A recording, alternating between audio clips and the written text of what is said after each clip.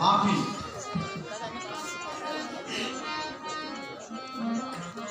নাভিতে ভালো নাম কি? নর সুন্দর। নরকে যে সুন্দর করে, তাই না? তাহলে শিষ্যকে যদি সুন্দর করতে চায় গুরুদেব, তাহলে নর সুন্দর হয়। আর নর সুন্দর মানে তাহলে আমি গাইতে পারি না যে গুরু তুমি আমার বাবের নাভি ধুইও, তোমার প্রেম জলে দাড়ি ভিজাইয়ে জ্ঞান অস্ত্রে শান দিয়ে আমার খাবার খাওয়াইও। আমি দেব তোমায়, আগে দান দিয়ে কামাতো না, আমি দেব তোমায় ভক্তি দান। এই তো গুরু শিষ্যর প্রমাণ। আমার অন্তরে আছে বাবা ও বলে আমার গুরু হবে। মনি এত যদি পারো তো আমার কাছে আইছো। তুমি যদি আমার অন্তর দিয়ে দেখুন ভেবে আমার প্রশ্ন দিয়েছে, আমার যদি জবাব না হয় দাঁড়িয়ে বলেছে সবাই ও নাকি আমার গুরু হবে, তাই এত পারো তো আমার কাছে আইছো। অনেক সময় বক্তৃতা শুনলেন আমার দিয়ে একটা কথা শোনেন, আমি কিন্তু দর্শনের ছাত্র। আমি ভারতের যাদবপুর বিশ্ববিদ্যালয় থেকে দর্শনে অনার্স করি। আজকে না, কিন্তু 85 সালে। আমার বয়স কিন্তু 60 ঊর্ধ্বে। তাই এই জন্য মনে করেন বিবেচনা আমার দেখায় না নাকি? আমার কি 60 বছর বয়সের মতো দেখায়?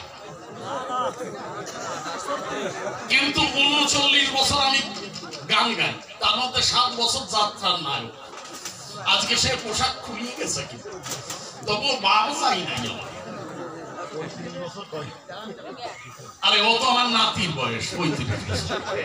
এই জন্য মনে করেন বিবেচনা, এই যে পুরনো মানুষ যারা আমার দেখেছে একসময় এই মুখা ছিল বুঝছেন, এই চলতল ঝুলনো রাস্তা দিয়ে আঁকিয়ে জাতি লাগি মানুষ ভাবতো যে সামনে কোরবানিতে বোধহয় নিব। এই জন্য আপনাদেরকে এই ধারণা আরো তো সেদিন ইচ্ছেলি তাই বলি সবাতলে আগে একটু ব্যবসা করে নি তলে তলে। মনকে বলছি ব্যাপারী, মনুয়া ব্যাপারী, অমনুয়া ব্যাপারী করিস বাজার মুখে বেচা কেনা।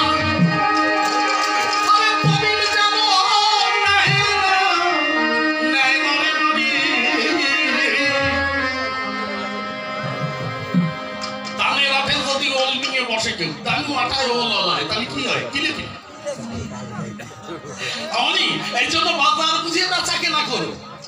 আমার বাড়ি তো শুনলেন গলামারির সাইডে শাশুড়িয়া গ্রাম। আমি বাইরে একটু কোট টোট করি।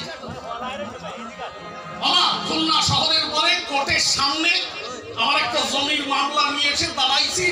কোর্টের সামনে মানে ওই ম্যাজিস্ট্রেট কোর্টের সামনে রাস্তার পরে ওইখানে একজন ওষুধ বেচতেছে। কি বেচতেছে? ওকে লেকচার শুনিছেন না? এক গাদা গাছপাতা জোগাড় করে করছে যে আমার এই ট্যাবলেটে কি সারে, মুখের ঘা সারে, পায়ের ঘা সারে, নাকের ঘা সারে, নারীর ঘা পর্যন্ত সেরে যায়। এই ট্যাবলেট খাওয়া লাগে না, অমুক অমুক দিয়ে বানাইছি। এই ট্যাবলেট বাইটিয়ে পানি দিয়ে পাইটিয়ে নাভির সালফার দিয়ে মানে মারিয়ে দিই নারীর ঘা সারি। কি লেকচার বুঝেছে? আমি যে দাঁড়াই আমার কোট প্যান্ট পরা, আমি যে বললাম ভাই যদি না সারে তো আমার দেখে ভাবিছে বোধহয় মোস্তান টোস্তান হবে বা কোনো চাকরিজীবী বা উকিল কট্টাই আছে। দাদা কি হয়েছে বলে, আপনি যে বললেন নারীর গা সারে, যদি না সারে আমার দেখছে এটে কয় যদি দাদা না সারে নিয়ে যান, আমার যেখানে পাবেন সেইখানে বড়ই আমার নারীতে গা বানায় দেবেন। একেবারে সহজ সলিউশন। এর মতো ব্যাপারই কি হয় নাকি? যদি নারীর গা না সারে আমার যে জায়গায় পাবেন বড়ই আমার নারীতে গা বানায় দেবেন। আচ্ছা, চমৎকার ব্যাপার। তাই বলছি অমনুয়া ব্যাপারী করিস বাজার বুঝে বেচা কেনা।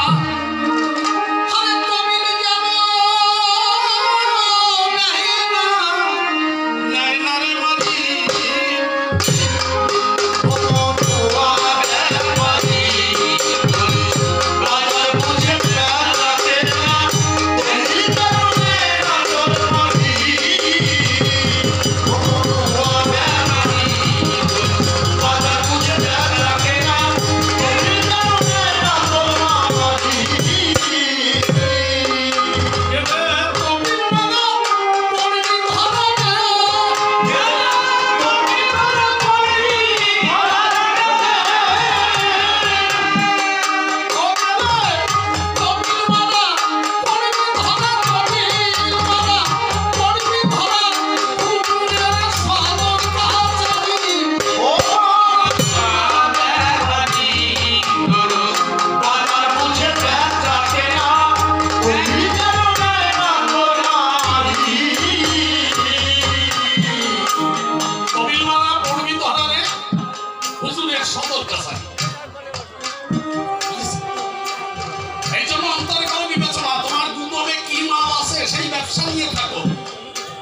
মাথায় ও বলাই না, তুমি গুরু সাথে আমার কুকুর দেখেছেন? কুকুর বলে দেখো না, ও তো আমাদের সামনে দিয়ে ঘুরে বেড়ায়, আপনারা দেখেছেন? তা কুকুর কিন্তু দাঁড়ায় থাকলে শুধু দাঁড়ায় থাকতে পারে না, ওর একটা কাজ হচ্ছে কি আছে, লেজ নাড়ায়, দেখেছেন? আমি দর্শনের ছাত্র, আমি একটু কুকুর দর্শন দিয়ে ওর প্রথমে বুঝি। আমি দর্শনের ছাত্র, কুকুর দর্শন জীবনে বহু দর্শন আমি শুনিছে, কুকুর দর্শন শুনি। কুকুরই লেজ নাড়ায়, কেন নাড়ায়? এ কিন্তু বৈজ্ঞানিক তথ্য না, দার্শনিক তথ্য। কুকুরে লেজ নাড়ায় দেখায় যে আমার সে লেজের শক্তি কম, তাই আমি ওরে নাড়াই। আচ্ছা, কথা না সঙ্গত? যদি কুকুরের সে লেজের শক্তি বেশি হতো তাহলে লেজে কুকুর নাড়াতো না। তখন এটা ঠিক পাও যে তুমি আমার দ্বারে আইছো, আমি তোমার দ্বারে যাই। আমার দ্বারে আইসে গুরুকরণ করতে, আমি ওর কাছে যাই। আজকে ভূমিকায় আমি কে? দক্ষিণেশ্বর কালীবাড়ির রামকৃষ্ণ পরমহংসদেব। আমি লেখাপড়া জানি না, ভূমিকায় আমি বুড়ো মানুষ, সামনের দাঁত পোকে খাওয়া, সুন্দরী ফাঁকিয়ে গেছে, এই বুড়োকে দলে। আরো হচ্ছে যুবক ছেলে, মানে অভিনয়। আজকে যে ভূমিকা খানা করেছি পর্যালোচনা, আজকে কিন্তু আমি বুড়ো দলে, আর হচ্ছে যুবকের দলে। আজকে পাল্লা হবে তলে তলে, আমি বুড়ো ও যুবক। এখন যুবককে কি বুঝানো যায়? আছে নাকি যুবক ছেলে? যদি বলা হয় যে ওল্ড ইজ গোল্ড,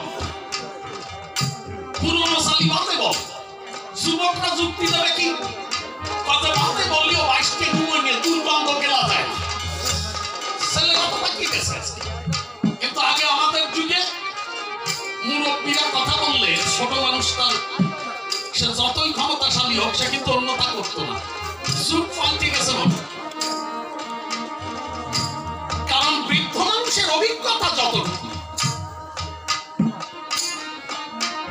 তা কিন্তু যুবকের নেই। কি কবিগান কিন্তু বুদ্ধিমানের গান, আগে কিন্তু সাধারণ মানুষ কবিগান শুনতো না। কবিগান কিন্তু কীর্তনের মতো কান্দে বড় গান না। আমিও কীর্তন গাইছি 2 বছর, ওই অশোক চক্রবর্তী আর আমি এক বয়সী, কিন্তু একই সাথে কীর্তনের দল করি 2 বছর। আমারও ভালো লাগে ওই ভ্যাপটাই কাম্বা বসে বসে। ও কিন্তু আমার বন্ধু, শুনবে না আসলে যে মণিশঙ্কর জি একই বয়সী। আমি 2 বছর কীর্তনের দল করে ছেড়ে দিছি, তারপরে 7 বছর যাত্রায় আর এই 30 বছর কবির দল। এখন বাংলাদেশ কবি অ্যাসোসিয়েশনের সভাপতি, জীবনের সুনাম যেটুক সেটুক কামাইছি। আমার নামও অনেকে জানেন, কিন্তু চিনতে পারেন না। আমি মণিশঙ্কর সরকার, আপনাদের প্রিয় কবি। ওই যে বিজয় রসিক ছিল না, অসীম সরকার পায় না যে রসিক সরকার আমার খুব, আমি তার ছোট ছেলে।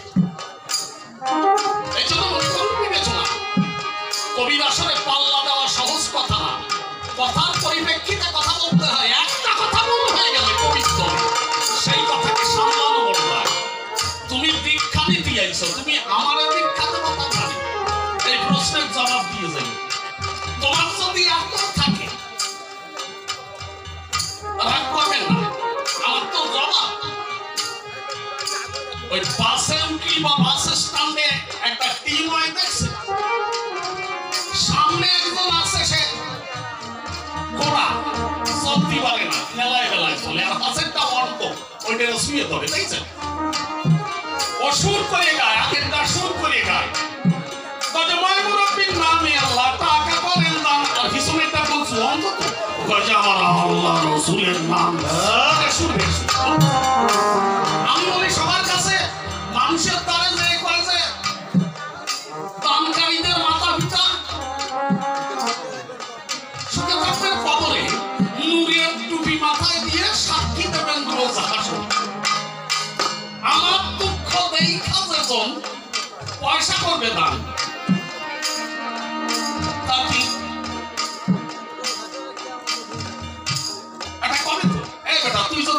ডিস্টার্বিং করতেছিস কেন?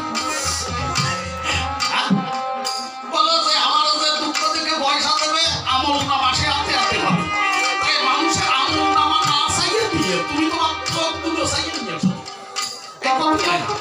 ওরে তাই আমার ক্ষতি হয় না যে এত দীক্ষা দিতে পারো, তাহলে আসলের পরে আমার দ্বারা এসো তোমার গোষ্ঠীর কাছ থেকে দীক্ষা নিয়ে নিয়ে জবাব শুনে নেবেন। কেন দীক্ষা নিতে এসে আমাকে বলছে তো উল্টে দীক্ষা দিয়ে যাবো? এত বড় নাটক পরের বলা তা আমার দ্বারা কেন? আমার শুনেই কিন্তু গা জ্বলে উঠছে। আর প্রথমেই পাল্লার মাথায় পা দিয়ে বলছে শুনে নেবেন এই কথা কেন? এত আছে তা মিথ্যা হচ্ছে কেন?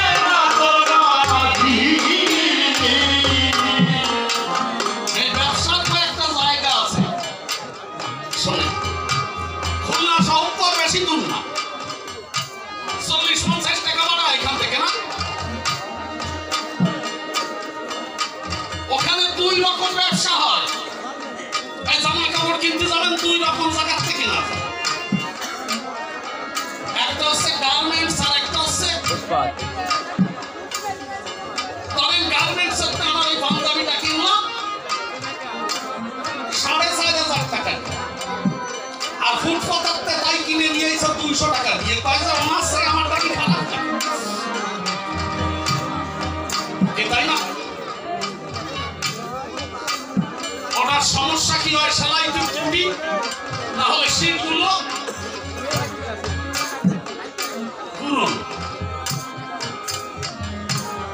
তাই ওটাকে বলে বাজারের সাটাই দাম। সাটাই দিছে বিক্রি ও বাজারের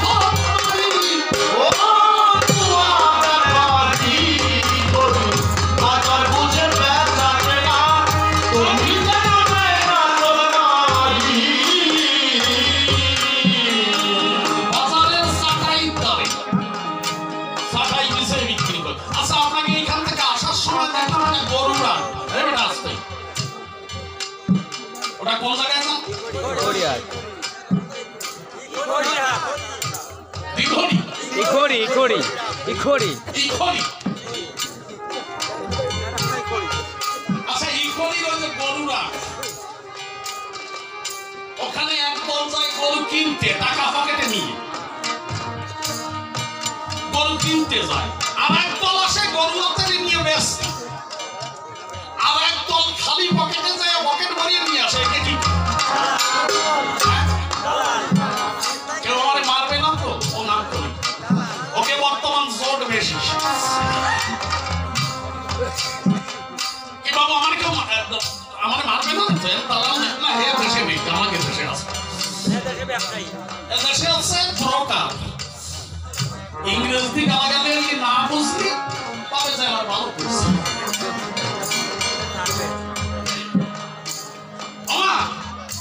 একদল গরু নিয়ে গেছে কষ্ট করে পালন করি, আর একদল কাজ বাজ করে টাকা জোগাড় করে নিয়ে এসে ওকে লাভেছে, ওকে লাভ বেশি খালি পকেটে মুক্তি আর মুখ দিয়ে ব্যবসা করে না। আস্তে শুনতে দিস বেটা, রসের আলাপ না শুনলি ভালো খায় না। কি বলবো সবার কাছে? বুড়ো আর বুড়ি দুই ছেলে রাজশাহী বিশ্ববিদ্যালয়ে পড়ছে, বাড়ি আছে দুই বুড়ো, হয় না? বুড়ি কয় যে আমি কি এই যে পুকুর ভরা মাছ বলি তোমার কাজ, শেষ বয়সে তুমি মারতে পারো না, এই 3 বছরে যে 7 পাতা ছিনিয়ে খাই, যদি কিনতে একটা গাই তাহলে মাছ না খাই অন্তত দুধ খাতাম। বুড়ো যে ট্রাঙ্ক খুলিয়ে আস্তে আস্তে ট্রাঙ্ক খুলিয়ে দেয় যে টাকা আছে 10,000, কাজে 10,000 নিয়ে যাই ছোটখাটো একটা টুহুরের দেশি গাই নিয়ে আসবেন, যেমন টাকা সেরকম জিনিস। বাজারে যাইয়ে বাইরে বাজারের মাথায় এক গরু বাঁধা আছে, সেটা মাথারই ঘুরে যায়, মাথারই ঘুরে যায়, সুট নিচে চামড়া নরম, বাছুর বাসে নেই তবু আপনার সাথে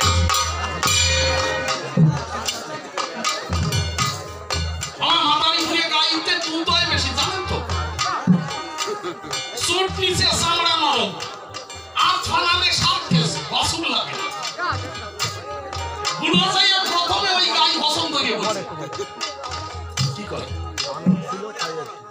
আর মা একটু কথা কয়ে নিয়ে এমনি মাঝে মাঝে কি হচ্ছে তো একটু পরে থুয়ে পরে মিলিয়ে একটু পরে মিলে এই ছোটাগুলোকে এই ঠান্ডার মধ্যে বসায় রাখতে গেলে আমার একটু মন নিজের ভালো লাগে না। কবিগান কিন্তু মুখস্থ কথা না, ও যেভাবে বলবে আমার সেইভাবে কাউন্টার দিতে হবে। আর কবির রস যদি একবার হয় কেউ অন্য গানে যাবে না। আজকে এই পাল্লা এখানে এই করতেছি না, সামনের দিন এই পাল্লা করবো, দেখবেন এর একটা কথা বলি আর একটা এর যে কবিতা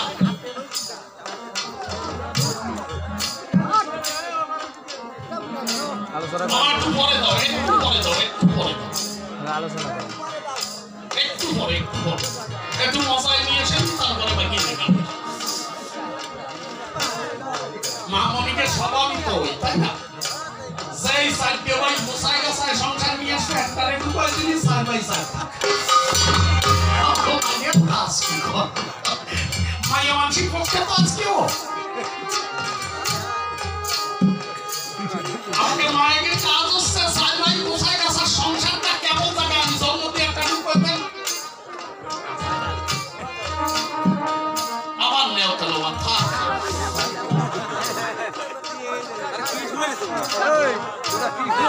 Oh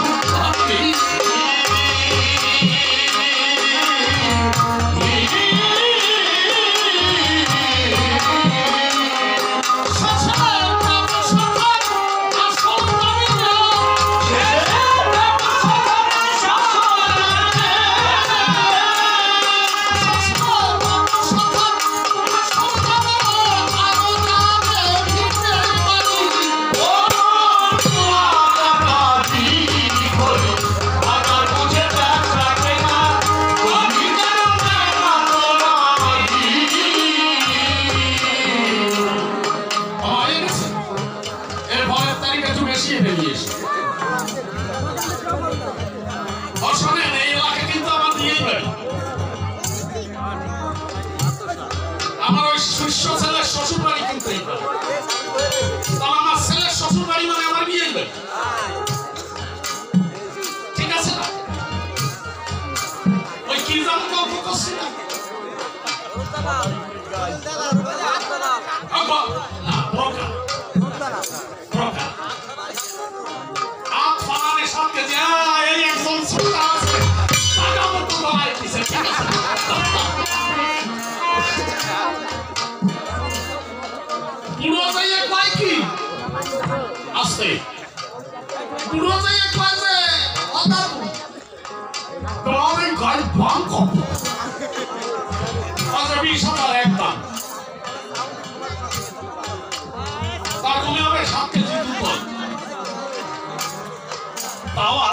কথা এমনই হয় না আরো 8 ফানানে 7 কেজি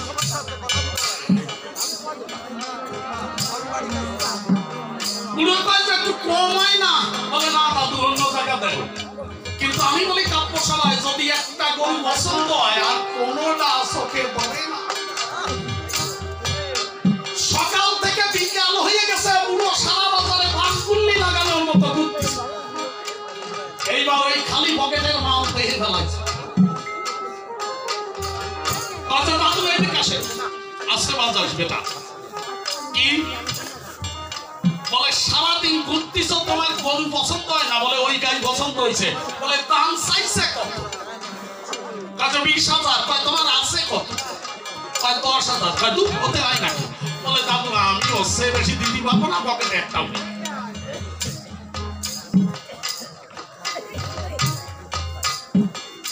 কাজে দাদু পরে আমারে 2,000 পাঠায় দিও বলে আর আমি পারবো না আমার আর না বলে তাহলে দালালকে তো একটা ভেটু পাওয়া আছে কাজে অপেক্ষা করো সন্ধ্যের পরে সব খদ্দের খেতাই দিয়ে ওই গাই তোমার কিনে দেবো 10,000 এর ডিফারেন্স নেবা ওই দালাল বলে ওইটা কিনে দেবো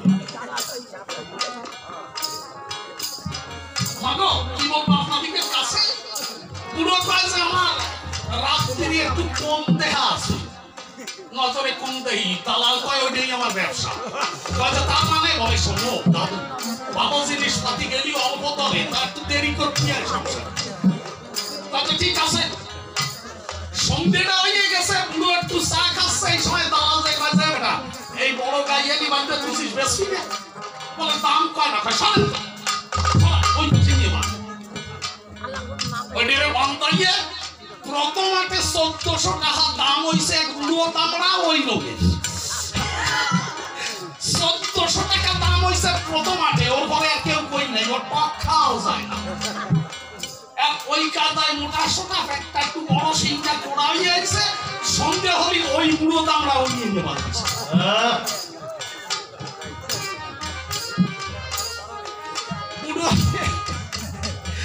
দালাল এসে সঙ্গে পরে কয় না তোমার সে গরু আছে দাও তুই তোমার সে টাকা হইছে আর সেই টাকা 10,000 টাকা ধরে নিয়ে 1400 এর নিয়ে ব্যবসা হলো কত 1400 বাদে সব কেনারে ট্যালেন্ট ফুল ভাই ঠিক আছে 1400 বাদে আর সব ওই পরিশুদ্ধ পুরো দামড়া হাতে ধরাইছে পুরো তো সন্ধ্যের পরে ভালো চোখে থাকে না 10,000 টাকা দিয়ে ওই পুরো দামড়া নিয়ে দাম আছে না তো বলক আবাল ওই দড়ি নিয়ে মনে মনে ভাবতেছে যে বুড়ি আমাকে একটুও ভালোবাসে না আজকে 20,000 টাকার গাই 10,000 টাকায় কিনে খাওয়া বুড়ি আজকে বাবা পাবে না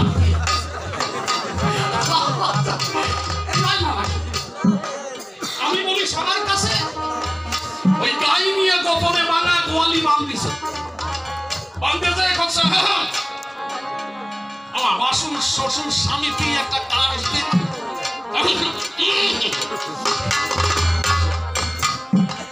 কুড়ি এসে কষ্ট গাই বাজায় গাছ আমার সে তো গাছ দাম বেশি সারাদিন না খাইয়ে ঘুরিয়ে বেড়ায় আমার সেবা যত্ন করবি না আগে গাই বুড়ি কয় থাক গাই বান্ধিস তোমার সেবা করি কিন্তু বুড়ির মন সব পিছে মারে মা আসতে কি বলবো সবার কাছে খাওয়ায় দাওয়ায় শোয়াইয়ে কয় যে বুড়ি কয় যে কত কয় যে আমি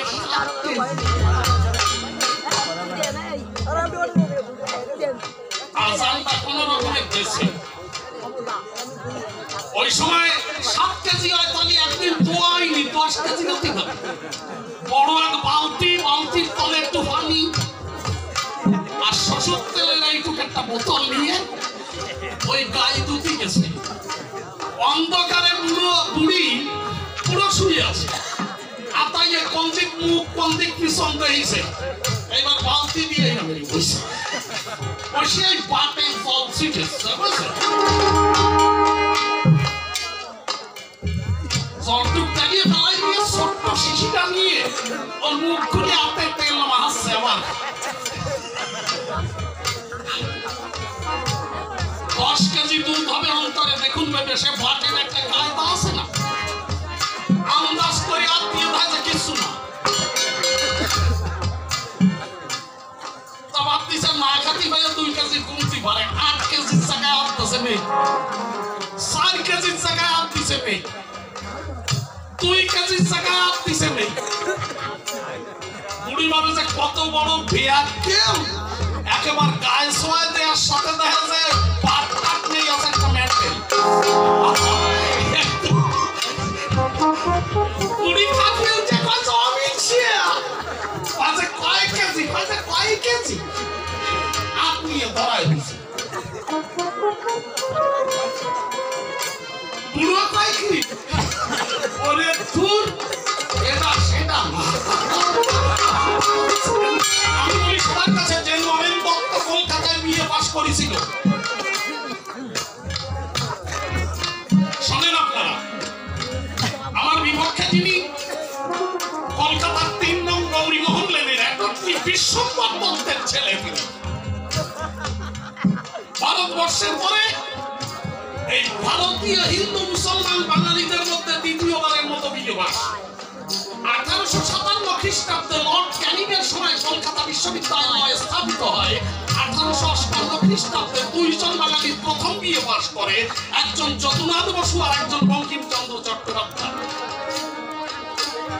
পড়ে দেখবেন ইতিহাস দ্বিতীয়বারের মতো এক ইংরেজ কলেজ জেনারেল অ্যাসেম্বলিজ ইনস্টিটিউশন থেকে এই নরেন দত্ত বিয়ে পাস করেছিল আর ভারতীয় মেয়েদের মধ্যে প্রথম বিয়ে পাস কে জানেন তো এই ভারত বাংলাদেশের প্রথম মহিলা বিয়ে পাস কি মা জানেন সরোজিনী নাইডু শুনে রাখেন অভিজ্ঞান শুধু রঙ্গরস না শিক্ষারও ব্যাপার আছে পড়তে হয় জানতে হয় বুঝতে হয় তা ভারতীয় বাঙালিদের মধ্যে যে দ্বিতীয়বারের মতো বিয়ে পাস আমি সবাতে করি প্রকাশ সে রামকৃষ্ণরে এমন কথা কইনি যে আমি তোমারে দীক্ষা দেব তাহলে ক্ষতি হয় না এটা সেটা এটা মানে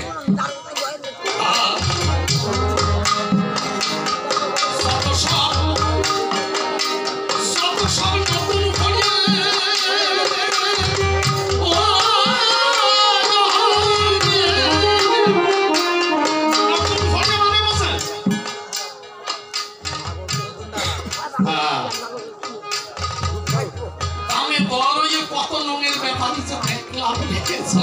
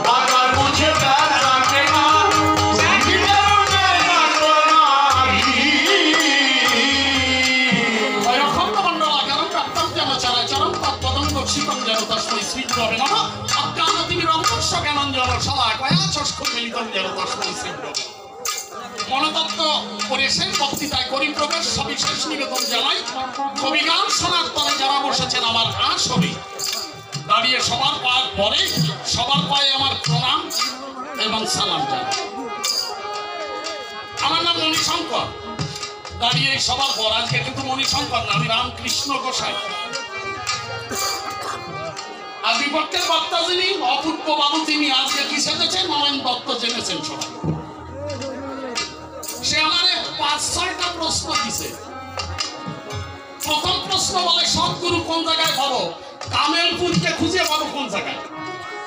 কি এই তো জবাব শুনবেন না, ওই গল্প দিয়ে চালায় কত বন্ধু বিয়ে থা করেছিস না জান দিয়ে চালাচ্ছিস এই জন্য জিজ্ঞেস করলাম যে আমি কিভাবে চালাবো। জবাব শুনবেন না, আগে সতের সন্ধান নাও, কামেল মানুষের পাশে যাও, পরে পীর করো, গুরু করো, মুর্শিদ করো। আচ্ছা এই এলাকায় একজন মাতাল আসলো, মদ খায়। আমা এই এলাকায় একজন মাতাল আসলো, ডেলি তার 10 বোতল মদ লাগে। ও যদি 1 মাস থাকে কোনো কারো পুরো ভাগে, 1 মাস পরে এই গড়ের যে কয়টা বেরোবে সে কয়টা কি?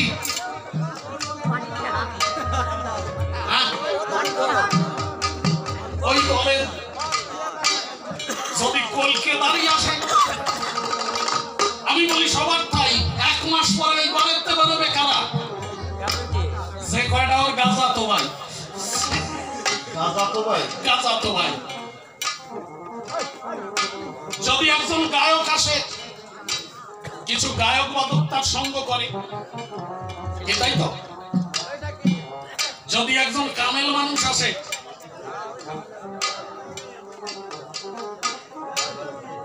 প্রেম পিয়াসী কিছু মানুষ যাবে তার কাছে। যেমন বাগদাদে যখন বড় পীর সাহেব এসেছিলেন, নাম কি? তার উজু ঠিক আছে তো? ইমানদার মুসলমান যদি বিনা উজুতে তার নাম নাই, বুকে 3টে পশম খসে পড়ে যায়। বড় পীর কেন জানেন? নূরিয়া মুহাম্মদীর পায়ের ছাপ ছিল তার পিঠের পরে, এই জন্য সে বড় পীর। সে যখন জিকির করত, নামাজে শয়তান ঢোকার ভয় আছে। কেন? নামাজে দাঁড়াইয়ে আমি ভাবলাম যে সবচেয়ে বড় নামাজি আমি, ওই শয়তান ঢুকলো। কিন্তু জিকিরের মধ্যে শয়তান ঢোকার অধিকার না, কারণ ও ফাঁকি তো নাই। আর যদি কেউ কামেল পীরের সঙ্গ করে, ইলমে শরীয়ত শেষ করে, ইলমে মারাফতের ভিতরে 5 সাল জিকির অভ্যস্ত করে, তার শ্বাস প্রশ্বাস লা ইলাহা কে ছেড়ে দিল, ইল্লাল্লাহু কে টান দিল, তাই না? ও যদি অভ্যাসে পরিণত হয়, আমি বলি কাব্য সবাই ঘুমন্ত অবস্থায়ও তার শ্বাস প্রশ্বাসে জিকির করে, ওর মধ্যে শয়তান ঢোকার অধিকার নাই। তাই বড় পীর সাহেব যখন বাগদাদে এলেন, ওখানে কিছু পাগল আজি গেল, তারা ফকির। শোনেন কেন আমি এই কথাগুলো বলছি, একটা কারণ আছে, আমি বলি আপনাদের কাছে শুনবেন। শুধু রসের গল্প কেন শুনবেন? একটি পীর আউলিয়া দরবেশের জীবনীও তো মাঝে মাঝে বলতে হবে, তাই? যারা আজকাল পড়ে না, আজকাল মানুষ পড়ে না, শোনে না, কিন্তু এই ভালো মন্দের কথার মধ্য দিয়ে আমরা কিন্তু বুঝাই। আমার কথা হচ্ছে, কিছু সৎ মানুষ এলে তার কাছে কিছু সৎ মানুষ যায়, ওর মধ্যে সৎ সঙ্গ পায়, ওর মধ্যে যার গুরুত্ব আছে তারে গুরু করে নেয়। জবাবটা বুঝেছেন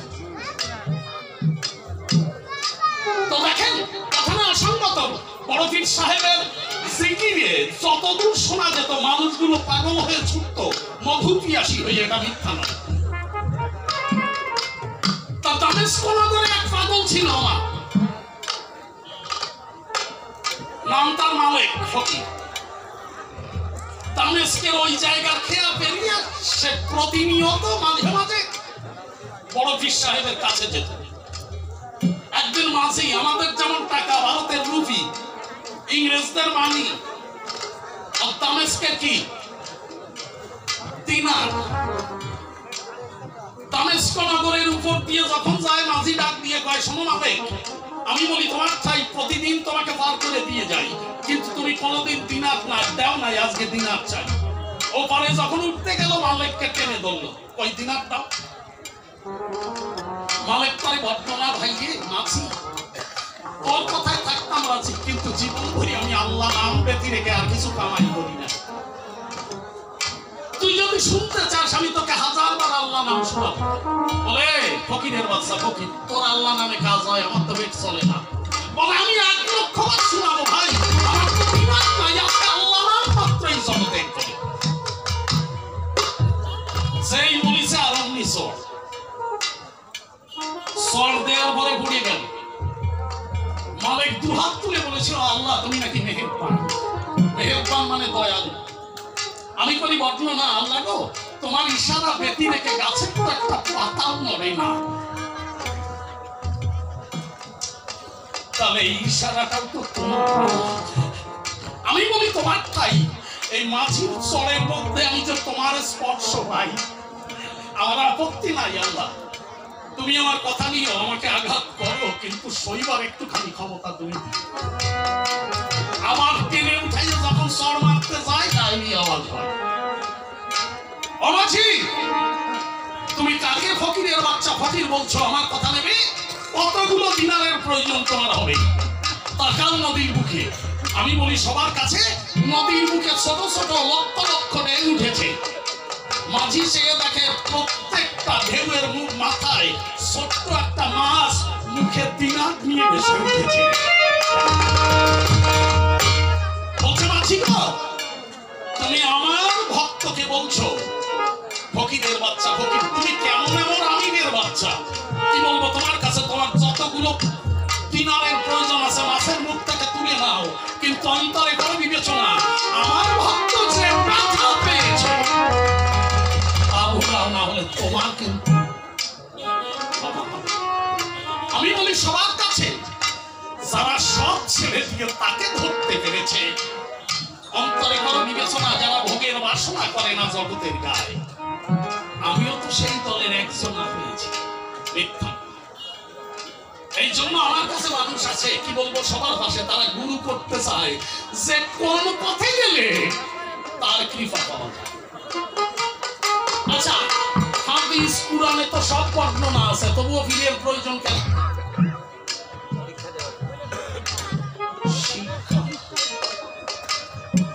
কিভাবে ওই পথে চলতে, এই জন্য মনে করুন বিবেচনা জগতে গুরু ছাড়া কেউ বড় হতে পারে না। কামেল পীরের সঙ্গ যারা ধরেছে আল্লাহর পথে তাদের যাওয়া অনেক সহজ হয়েছে। শরীয়ত ছাড়া মারফত হয় না, কিন্তু শরীয়তকে শেষ করে শরীয়ত বহিরঙ্গকে সুসজ্জিত করে, মারেফত করে অন্তরঙ্গকে। আবার শরীয়ত ব্যতি রেখে মারেফত গেলে কোনো কাজ হয় না। তাই আমি বলি সবার কাছে বই পুস্তকে হাদিস পুরাণে সবই লেখা আছে। ওইটা পাঠ করে নিজেকে সংযত করে বাইরের দিকটা যখন মানুষ সতের তালাশ করে এই জগতের পরে তারা সব কামেল পীরের